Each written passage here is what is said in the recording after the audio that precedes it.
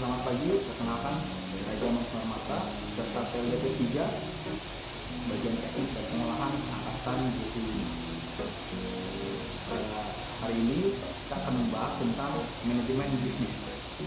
Pengertian manajemen bisnis sebuah istilah yang sering terdengar ringan di telinga kita, namun menyimpan kedalaman yang luar biasa dalam praktiknya. Ibarat seorang nakoda yang mahir, manajemen bisnis mengarahkan kapal perusahaan melintasi lautan pasar yang tak terduga.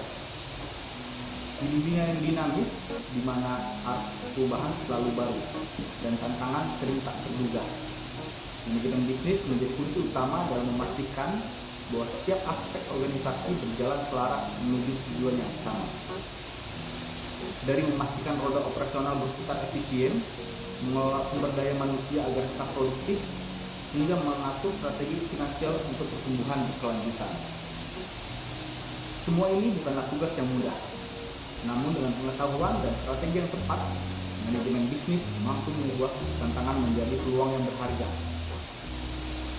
Ini akan membawa kita lebih memahami bagaimana manajemen bisnis berperan sebagai kompas yang mengarahkan perusahaan menuju keberhasilan dalam segala kondisi. Fungsi manajemen bisnis yang pertama ada perencanaan. Ini adalah tahap awal, di mana manajemen menentukan visi, misi, dan tujuan organisasi. Perencanaan melibatkan penentuan strategi dan taktik untuk mencapai tujuan tersebut. Ini seperti peta yang mengarahkan organisasi menuju tujuan akhirnya. Yang kedua, pengorganisasian. Setelah perencanaan, manajemen bisnis bertugas untuk mengatur sumber daya yang ada. Ini termasuk pembagian tugas, pengalokasian sumber daya, dan penentuan jalur komando. Pengorganisasian memastikan bahwa setiap bagian organisasi bekerja sesuai dengan rencana yang telah ditetapkan. Komponen manajemen bisnis. Melanjutkan dari pembahasan fungsi manajemen bisnis tadi, ada beberapa komponen penting yang menjadi tulang punggung dalam praktik manajemen bisnis. Komponen-komponen ini menentukan bagaimana sebuah organisasi mengelola dan mengoptimalkan operasinya. Yang pertama yaitu manajemen sumber daya manusia. Komponen ini fokus pada pengelolaan karyawan yang merupakan aset terpenting dalam organisasi. Ini meliputi rekrutan, pelatihan, pengembangan, dan penilaian kinerja. Manajemen sumber daya manusia bertujuan untuk memastikan bahwa organisasi memiliki tim yang kompeten, termotivasi, dan produktif. Yang kedua, manajemen keuangan. Komponen ini mengatur aliran keuangan organisasi. Manajemen keuangan mencakup perencanaan anggaran, pengelolaan arus kas, analisis investasi, dan pengelolaan risiko.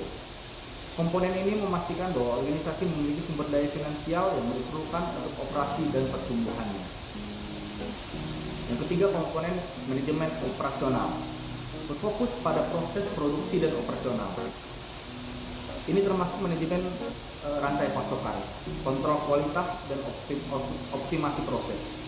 Manajemen operasional bertujuan untuk meningkatkan efisiensi dan efektivitas dalam menciptakan produk ataupun layanan. Yang keempat, manajemen pemasaran dan penjualan. Komponen ini berkaitan dengan strategi untuk memasarkan dan menjual produk atau layanan. Ini mencakup penelitian pasar, pengembangan produk, promosi, dan distribusi. Tujuannya adalah untuk memenuhi kebutuhan pelanggan dan mendorong pertumbuhan penjualan. Yang kelima, manajemen strategis.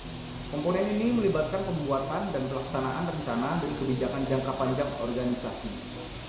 Manajemen strategis memastikan bahwa organisasi bergerak sesuai dengan visi dan misinya, serta mampu beradaptasi dengan perubahan di lingkungan eksternal.